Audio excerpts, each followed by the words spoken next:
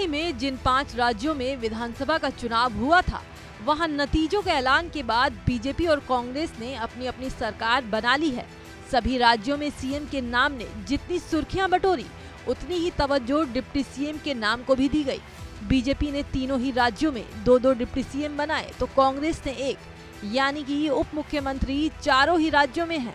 ऐसे में ये सोचने वाली बात है कि आखिर देश की राजनीति में डिप्टी सीएम का पद क्यों जरूरी हो गया है, क्यों इसका प्रचलन तेजी से बढ़ रहा है। क्या ये नाखुश नेताओं को मनाने का लॉलीपॉप है या फिर पार्टी की सियासत का हिस्सा। आपको ये जानकर हैरानी होगी कि शपथ ग्रहण के दौरान भी उप मुख्यमंत्री का पद नहीं लिया जाता, लेकिन फिर भी मंत्रिमंडल के अंदर डिप्टी सीएम का एक ओहदा होता है। तो चलिए सबसे पहले ये समझते हैं कि डिप्टी सीएम के पास कितनी शक्तियां होती हैं।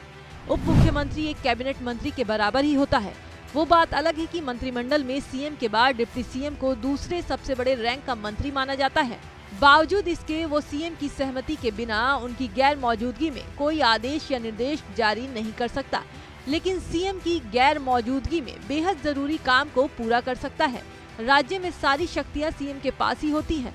राज्य का सीएम ही अपने विवेक से या अपनी पार्टी के कहने पर उप मुख्यमंत्री की नियुक्ति करता है और राज्य में राजनीतिक समीकरण बदलने पर मुख्यमंत्री किसी भी वक्त अपने डिप्टी सीएम को बदल या पद से हटा सकता है। आइए अब ये जानने की कोशिश करते हैं क्या डिप्टी सीएम के पद का जिक्र संविधान में है या नहीं, क्यों डिप्टी सीएम बनाए जाते हैं।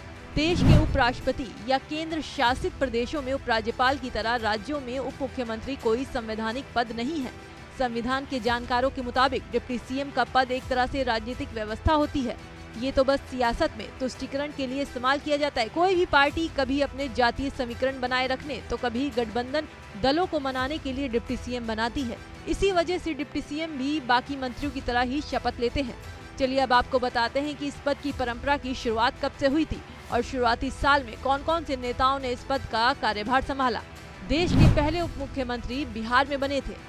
कांग्रेस के दिग्गज नेता अनुग्रह नारायण सिन्हा साल 1946 से 1957 तक बिहार के डिप्टी सीएम रहे। बिहार के बाद राजस्थान में टीकाराम पालीवाल उप मुख्यमंत्री बनाए गए, जिनका कार्यकाल 1951 से 1952 तक रहा।